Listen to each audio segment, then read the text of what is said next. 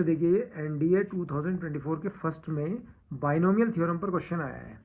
Question क्या है, if the fourth term यानी कि जो चौथा पद है, फोर्थ टर्म जो है इन द एक्सपेंशन विस्तार में, और वो जो हमें एक्सपेंशन दिया है वो m x plus one upon x to the whole power n दिया है इस 5/2, यानी कि जो फोर्थ टर्म है, फोर्थ टर्म जो है यानी कि चौथा जो पद है इस विस्तार का वो 5/2 है, 5/2 है।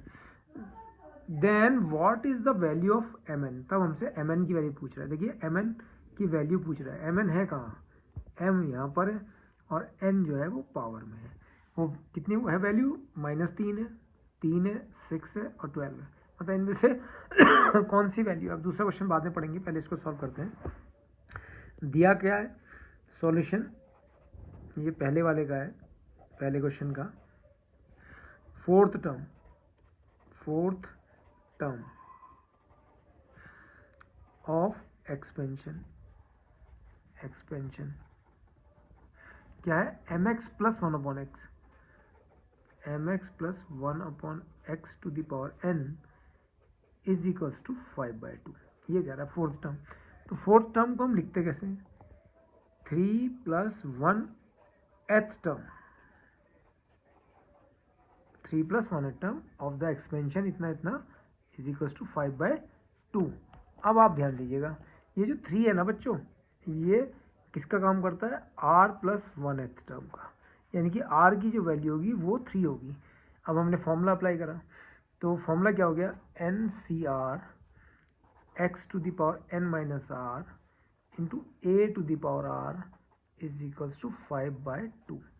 अब आपको आप कह रहे होंगे n क्या है, that is n। What is x, जो फर्स्ट टर्म है एक्सपेंशन की वो x है। एंड व्हाट इज a क्या है, जो सेकंड टर्म है वो a है, यानी कि 1/x। तो इसमें वैल्यू पुट कर दीजिए, तो n के प्लेस पर तो n ही आना है क्योंकि वहाँ पर भी n ही है पावर में। NCr x की जगह पर आएगा mx, ये mx to the power n minus r की वैल्यू कितनी, 3, तो NC3 mx to the power n minus r की प्लेस पर 3, a की वैल्यू मैंने अभी बताया था आपको, ये जो 1/x है ये क्या है a, तो 1/x की टू द पावर और r की वैल्यू 3 इज इक्वल्स टू 5/2।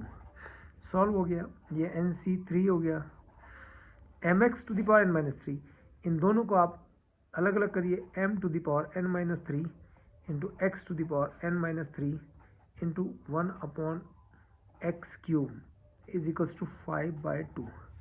तो यहाँ देख रहे होंगे आप NC3 m to the power n minus 3 और x टू द पावर देख रहे होंगे आप n माइनस 6 हो गया, क्योंकि ये n माइनस 3 और यह x³ है, तो x के ऊपर जाके x टू द पावर -3 हो जाएगा और पावर्स ऐड हो जाएंगे इन मल्टीप्लिकेशन, तो 5/2।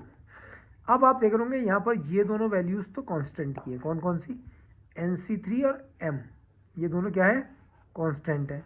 और यहाँ पर जो आप 5/2 देख रहे हैं ये भी क्या है, कांस्टेंट है। और यहाँ पर x की टर्म में, तो यहाँ पर हमने 5/2 के साथ मल्टीप्लिकेशन कर दिया x टू द पावर 0। अब हमने इसको कंपेयर करा बच्चों, जब कंपेयर करा तो NC3 into m to the power n minus 3 की वैल्यू तो आ गई 5/2, यानी कि इससे कंपेयर हो गया।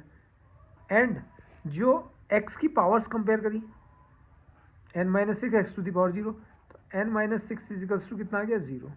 तो n हमें मिल गया बच्चों 6 इसमें, और n की वैल्यू जब हमारे पास 6 आ गई तो इसमें हमने पुट कर दी, तो 6c3 m to the power 6 minus 3 is equals to 5/2। 6c3 को सॉल्व करा, factorial 6 upon factorial 3 into factorial, इसके अंदर क्या आएगा 6 माइनस 3, तो वो भी 3 हो गया, m³ इज इक्वल्स टू 5/2। तो यहाँ पर अगर आप देख रहे हैं 6 into 5 into 4 into factorial 3 upon factorial 3, ये कैंसिल हो गया, और 3 इंटू 2 इंटू 1 ये इससे कैंसिल हो गया, तो m³ इज इक्वल्स टू 5/2। 5 4 से 20, तो 20 m³ इज इक्वल्स टू 5/2 और m³ इज इक्वल्स टू हो गया 5/20 इंटू 2, 5 4 जो 20, तो m क्यूब की वैल्यू बच्चों हो गई 1/8। अगर आप m क्यूब को देख रहे हैं तो ये हो गया 1/2 का क्यूब।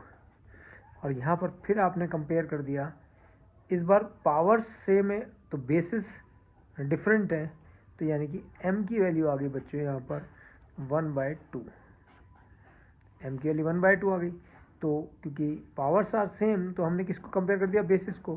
अब हमें फाइंड आउट क्या करना था, what is the value of mn। ठीक है, क्या कहता है, what is the value of mn। तो value of mn is equals to m की वैल्यू हमने फाइंड आउट करी 1/2 और n की वैल्यू 6, 2 3 जा 6। तो इस प्रकार हमारा ये आंसर 3 आ गया। ऑप्शन देखिए इसमें -3 B3, तो ऑप्शन क्या है, बी। और 6 और 12 था, तो ये ऑप्शन आ गया ऑप्शन बी। ये हमारा पूरा क्वेश्चन सॉल्व